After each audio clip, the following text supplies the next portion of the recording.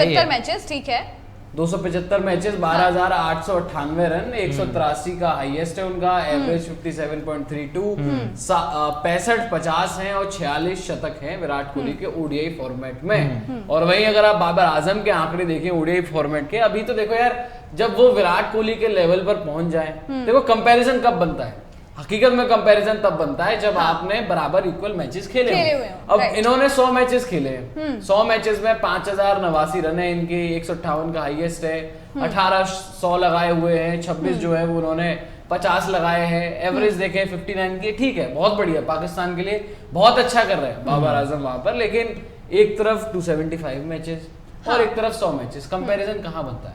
जब 12 साल 13 साल 15 साल बाबर आजम खेल लें और जब 3 साल के डिप के साथ खेलें और फिर भी आंकड़ों पे कोई इतना फर्क नहीं पड़े, तब कंपैरिजन करना बनता है बाबर आजम और विराट कोहली का। पाकिस्तान के लिए बहुत बड़े बल्लेबाज हैं, बहुत अच्छा कर रहे हैं हर फॉर्मेट में, ओडीआई में बहुत अच्छा कर रहे हैं, टी20 में तो स्ट्राइक रेट के मसले रहते हैं, टेस्ट मैचेस में। और देखो कंपैरिजन की बात है तो मैं एक छोटा सा हर बार एक ही बात कहता हूँ, बाबर आजम को और विराट कोहली का जो कंपैरिजन होता है, कितनी ओवरसीज सेंचुरीज है बाबर आजम की, टेस्ट के भी रिकॉर्ड दिखाओ बाबर आजम के, कितनी ओवरसीज सेंचुरीज है बाबर आजम की टेस्ट फॉर्मेट में, और विराट की कितनी ओवरसीज सेंचुरीज है। अगर आपको यही देखना है कि कौन नंबर 1 बैटर है, कौन नंबर 1 बैटर नहीं है, 2 ओवरसीज सेंचुरीज है बाबर आजम की, सिर्फ 2, एक श्रीलंका में बनाई हुई है और एक उन्होंने ऑस्ट्रेलिया में बनाई है। वही विराट कोहली की अगर आप टेस्ट सेंचुरीज निकालें तो हर कॉन्टिनेंट में उनकी टेस्ट सेंचुरीज है, तो वो उसी से पता लग जाता है कि कौन कितना बड़ा है, कौन कितना बड़ा नहीं है। तो मेरे हिसाब से कंपैरिजन करना नहीं बनता। चामिंडावास का पॉइंट ऑफ व्यू परसेप्शन ये था कि फिलहाल की करंट रैंकिंग्स में जो है बाबर आजम है, और विराट कोहली का जो 2-3 साल का डिप आया उसकी वजह से करंट रैंकिंग्स में विराट कोहली नहीं। और आप ये भी देखो ना कि बाबर और विराट की जहां तक कंपैरिजन की बात हो रही है, तो विराट कोहली ने इतने सालों में बड़े बड़े मैचेस में रन्स करके दिए हैं, मतलब आईसीसी नॉकआउट मैचेस में वहां पे रन्स आए विराट कोहली के बल्ले से। बाबर आजम ने करियर शुरुआत किए हुए भी 8 साल हुआ है, विराट कोहली को 12 साल से ज्यादा हो गया है, 2008 में विराट ने डेब्यू किया था और 15 साल हो गया है, 15 साल मतलब विराट कोहली को डेब्यू करते हुए हो गया। बाबर आजम ने 2015-16 में डेब्यू किया है, तो आप गैप देखें कितना ज्यादा है। और उसके बाद से आप ये भी देखें कि विराट कोहली ने प्रेशर मैचेस में रन्स करके दिए हुए टीम इंडिया के लिए, फिर चाहे वो 2016 टी20 वर्ल्ड कप का सेमीफाइनल है, 2016 में तो मतलब विराट कोहली तीनों ही फॉर्मेट में पीक पर थे उस समय पर, तो चाहे आप टेस्ट उठा लो, वनडे उठा लो, टी20 उठा लो, तीनों ही फॉर्मेट में 50 से ऊपर की एवरेज। 14 से लेके जो 19 तक का विराट कोहली का रहा था पूरा, 2019 में यार जो डिप आने से पहले 2019 में पिंक बॉल टेस्ट मैचेस में, आप टेस्ट मैच में बांग्लादेश के अगेंस्ट 100 बनाया था विराट कोहली ने, तब तक तो वो अपने पीक पर थे 2019 तक। उसके बाद वो 3 साल का जो डिप आया है और उसके बाद अब देख लो ना, अब विराट कोहली ने जैसे रन बनाने शुरू किए हैं दोबारा से, 50 की एवरेज लगी हुई है हर फॉर्मेट में लगभग। आप देख लें टी20 फॉर्मेट में, आप देख लें ओडीआई में, और आप चाहे टी20 में देख लें, जब से 2023 में और 2022 में वो एशिया कप में 100 आया, तीनों फॉर्मेट निकाल लें। टी20 वर्ल्ड कप में क्या किया था बाबर आजम ने और विराट कोहली ने टी20 वर्ल्ड कप में क्या किया था, वहीं से पता लग जाता ना। तो ये पता नहीं, वही चीज है ना कि बाबर के पास मौका था ना, एशिया कप था, एशिया कप में बाबर आजम ने क्यों नहीं परफॉर्मेंस दी पाकिस्तान के लिए, टी20 वर्ल्ड कप था उनके पास, बड़े बड़े इवेंट्स में बाबर आजम के पास मौका था कि अपना वो पॉइंट प्रूव करते दिखा सकते थे कि वो पाकिस्तान के बड़े बैटर्स हैं। क्योंकि आप देखो अपने स्टैट पैडिंग के लिए आप जितना भी रन कर लो, 12,000 रन बना लो, 15,000 रन बना लो, लेकिन आप जब तक बड़े मैचेस में अपनी टीम को नहीं जिताओगे तब तक आपका वो मतलब आप देख रहे तो पता नहीं चलेगा। और विराट कोहली ठीक है, आप लोग कहते हैं कि जी इन्होंने आईसीसी नहीं, इनके अंडर इंडिया ने आईसीसी ट्रॉफी नहीं जीती, कप्तानी में ये सारी चीजें, लेकिन आप ये भी जहन में रखें कि विराट कोहली ने आपको कई ऐसे नॉकआउट मैचेस है जहां पर विराट ने ही आपको बचाया, विराट कोहली ने ही वहां पर रन करके दिए हैं। ठीक है, टीम जीती नहीं जीती वो अलग बात है, वो पूरा एक टीम का एफर्ट होता है। लेकिन बाबर आजम की बात करें तो बाबर आजम जब से खेल रहे हैं, मुझे ऐसा कोई मैच याद नहीं पड़ता है जहां पर इन्होंने कोई सेमीफाइनल में या फाइनल में या किसी ऐसे नॉकआउट मैचेस में रन किया हो पाकिस्तान के लिए। रन अभी अगर इस समय की 2022 टी20 वर्ल्ड कप में एक सेमीफाइनल को 50 बनाया था, वहां पे उसमें भी कैच ड्रॉप हुआ था उनका। शुरुआत में ठीक है, आप कह सकते हो कि वहां पर एक वन ऑफ मैच था, लेकिन उसके पहले लगातार खराब परफॉर्मेंस चल रहा था। फिर चाहे एशिया कप में चाहे आप टी20 वर्ल्ड कप उठा ले, लगातार उनका वो टी20 में तो रन ही नहीं आ रहे थे। और ऐसा भी क्वेश्चन मार्क उठ रहा था उनके स्ट्राइक रेट को लेकर, बाबर और रिजवान ओपन करते हुए स्ट्राइक रेट किस तरीके से चल रहा है, एलपीएल में 52 बॉल्स में 59। नो डाउट इस समय पर वनडे क्रिकेट में बाबर आजम ने जो मतलब राइज किया है वो उनके लिए अच्छा है, उनके करियर के लिए अच्छा है, लेकिन अभी भी मुझे नहीं लगता है कि इस समय पर आप अगर ये कह दें कि विरजी बाबर आजम इस समय रूट से भी आ गए हैं, स्मिथ से भी आ गए हैं, विराट कोहली से भी आ गए हैं। वनडे क्रिकेट को लेकर आप बेशक ये बात कर सकते हैं कि शायद उसमें दो तीन चीजें, हाँ, उन्होंने ये चीज नहीं कही कि वो कंपेयर नहीं किया। उन्होंने अगर चामिंडावास के स्टेटमेंट पे जाए, कंपैरिजन उन्होंने नहीं किया। उन्होंने सिंपली जो बात बोली थी उसमें उन्होंने ये चीज कही कि बाबर आजम करंटली नंबर 1 बल्लेबाज है, ये चीज उन्होंने कही थी। ऐसे स्मिथ का या विराट कोहली के साथ कंपैरिजन वहां नहीं है, मतलब उसका मतलब लेकिन सेम ही निकल के सामने आ रहा है। नंबर 1 होने का मतलब है कि तीनों फॉर्मेट्स में आपने कितना अच्छा अपने आप को प्रूव किया, कितना अच्छा आपने परफॉर्मेंसेस दी हैं। देखो रैंकिंग्स की अगर हम देखें, रन्स की अगर हम बात करें, हैं बाबर आजम तीनों फॉर्मेट में टॉप 10 में बने हुए ना। वहां पर अगर आप बात करें विराट कोहली हैं, ओडीआई रैंकिंग्स में 9वें नंबर पर है विराट कोहली। देखो रैंकिंग्स के अलग रखकर अगर हम बात करें, जो स्मिथ की बात हो रही है यहाँ पर, रूट की बात हो रही है, तीनों फॉर्मेट का कौन प्लेयर है? अगर आप F4 की बात करें तो ना तो स्मिथ तीनों फॉर्मेट के प्लेयर है, ना रूट तीनों फॉर्मेट के प्लेयर हैं। केन विलियमसन ने अच्छा किया तीनों फॉर्मेट्स में, टेस्ट मैचेस में उनका रिकॉर्ड आप देख लें, ओडीआई में देख लें, T20 में देख लें, और वहीं आप विराट कोहली को देखें, हाँ जी, और अब बाबर आजम को आप कंपेयर कर लें, तो तीनों फॉर्मेट में जिसकी एक टाइम पे 50 से ज्यादा एवरेज थी, अभी भी अगर आप देखें, देखो T20s में 52 की एवरेज है, बाबर आजम की आप एवरेज निकाल लो T20 में। उसके बाद आप देख लो ओडीआईज में विराट कोहली की कितनी की एवरेज है, 59 की एवरेज है, बाबर आजम की एवरेज आप निकाल लें। देखो T20 में 41 की एवरेज है ना, 104 मैचेस उन्होंने खेले, और विराट कोहली के जरा दिखाएं T20 लगभग बराबर ही है, 11 मैच का डिफरेंस, 52 का एवरेज है यहाँ पर। कितने शतक है, कितना अर्धशतक है, ठीक है। अब बात कर लेते हैं ओडीआई फॉर्मेट की। ओडीआई में कितने रन है विराट कोहली के, कितने की एवरेज है, और कितने की एवरेज है वहां पर, ये देखो 57 की ओडीआई की एवरेज है, 12,898 रन है उनके, और अप्रोक्स 13,000 रन है उनके T20 ओडीआई फॉर्मेट में। 57 की एवरेज से 4600 इतने की लोगों की एवरेज होती है। 46 उनके शतक हैं विराट कोहली के। टेस्ट में आ जाओ, बिल्कुल टेस्ट में आप विराट कोहली की एवरेज देख लो, टेस्ट के आंकड़े दिखाओ जरा। टेस्ट में एवरेज उनकी है 49.29, ये भी तो हल्का सा डिप आया है, लेकिन 50 की एवरेज मान सकते हैं, 50 की एवरेज है टेस्ट मैचेस में, 254 हाईएस्ट है, 2900 है, 2950।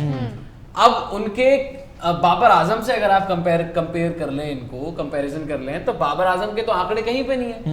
आधे मैचेस में आप देख लें 47 की उनकी एवरेज है, 9 उनके शतक है बस, और ओवरसीज सेंचुरीज कितनी है, जो आप बात कर रहे थे, जो मैं बता रहा था, ओवरसीज बड़े मैचेस में कितना रन बनाया है।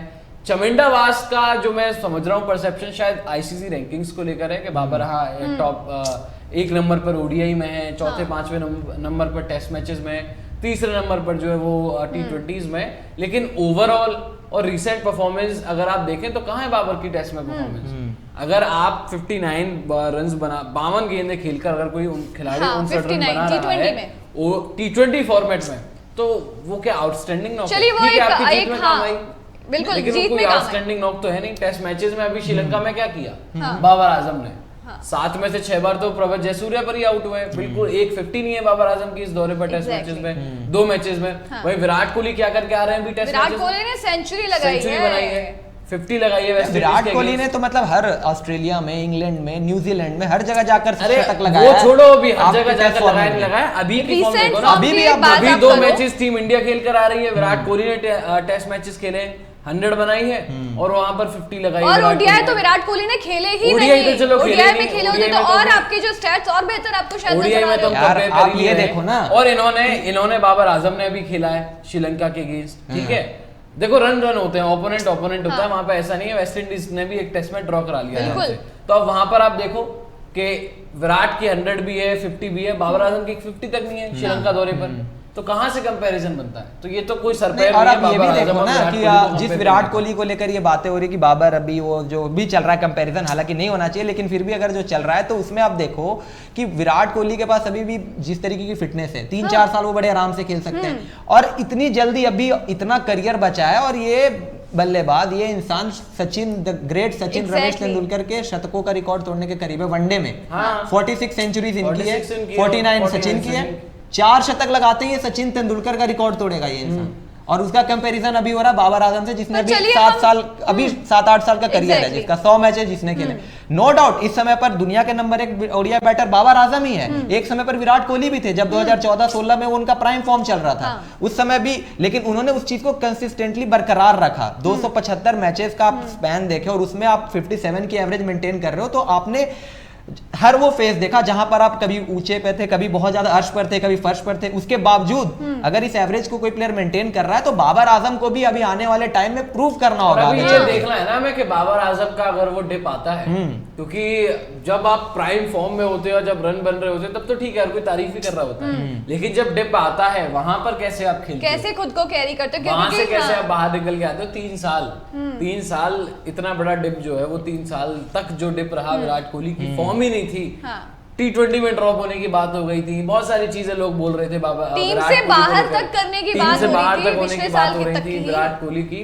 3 साल उस डिप, एक बार आपका डिप तो आए, और जब कोहली डिप आएगा तो हम बात कर लेंगे। कोहली का डिप भी ऐसा था, उसमें भी बहुत से लोगों की फॉर्म के बराबर वो कोहली का डिप था। रन्स उस दौरान भी विराट कोहली की तरफ से आ रहे थे, ऊपर नीचे जरूर थे, लेकिन रन्स आ रहे थे। जहां तक बाबर और कोहली के कंपैरिजन का सवाल है, तो जैसे कि हमने भी अभी डिस्कस किया, कोई पॉइंट ऐसा सच बनता नहीं है, क्योंकि विराट कोहली का करियर स्पैन आप देखें काफी लंबा, जबकि बाबर आजम को इतना टाइम अभी नहीं हुआ।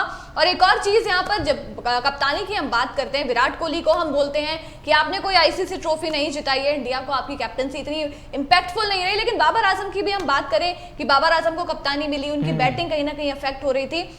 अभी वकार यूनुस का भी एक स्टेटमेंट आया था जहां पर उन्होंने ये चीज कही थी कि अब वो अपनी बैटिंग का प्रेशर नहीं ले रहे हैं। पहले वो प्रेशर ले रहे थे कि भाई मैं कैप्टन हूं, मुझे रन्स बनाने हैं, मैं नहीं बनाऊंगा तो हमारी टीम हार जाएगी।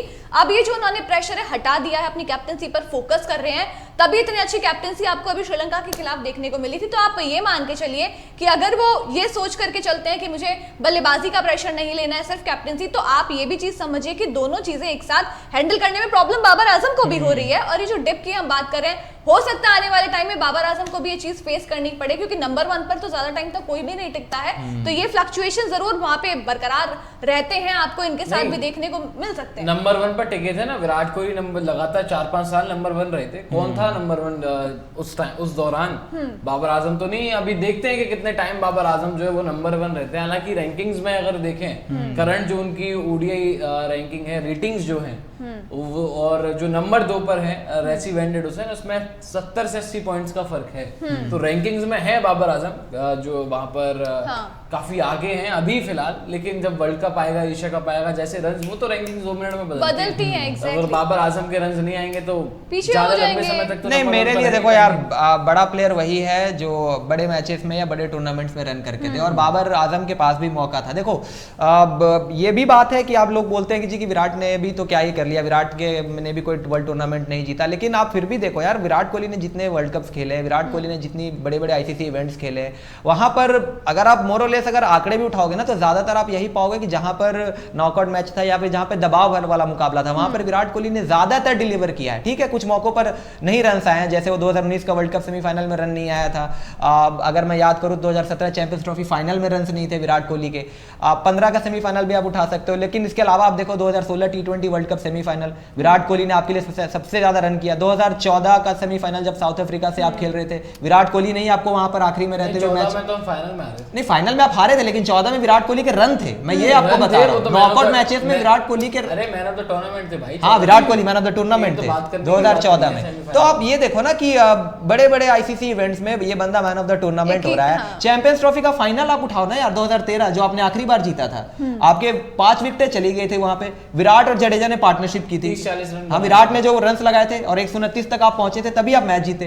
तो भाई मुद्दा ये है कि Babar Azam quality batter, talent wise, skill set, technique उनकी बड़ी सॉलिड है। जिस तरीके से शुरुआत की है, एक लग रहा है कि आने वाले पाकिस्तान के बहुत बड़े बल्लेबाज भी बन सकते हैं, लेकिन उन्हें भी हर फेज देखना पड़ेगा, और फिर वो उस तरीके से कैसे रिकवर करेंगे और कैसे बड़े मैचेस में परफॉर्म करेंगे, इस पर डिपेंड करेगा कि ये फिर बाद में आप जाके उस तरीके से आप कंपेयर कर पाएंगे कि हाँ, क्या वो उतनी कैपेबिलिटी है उनकी या फिर कैलिबर है उनके अंदर, कि वो जो कंपैरिजन चल रहा है विराट वर्सेस बाबर, क्या वो टेम्परामेंट है, वो सारी चीजें वहीं पर टेस्ट होगी। पर चलिए बाबर आजम की भी बात करें, पाकिस्तान के लिए बहुत बड़ा नाम है, कप्तान है अपनी टीम के, और बहुत अच्छे से कप्तानी भी करते हुए नजर आए हैं, बल्लेबाजी में भी ओडीआई में टॉप पर चल रहे हैं। तो कोई डाउट नहीं है उनकी भी कैपेबिलिटीज में, उनके कैलिबर में, अपने आप को प्रूव किया, तभी आज यहाँ पर उनके बारे में डिस्कशन इतना ज्यादा होता है, इतनी चर्चाएं होती है और काफी ज्यादा प्यार उनको पाकिस्तान में ही नहीं श्रीलंका में भी आप देख लीजिए, बाकी के जितने भी कंट्रीज हैं वर्ल्ड वाइड काफी ज्यादा प्यार किया जाता है। वहीं विराट कोहली भी क्रिकेट के किंग कहे जाते हैं, तो दोनों में कंपैरिजन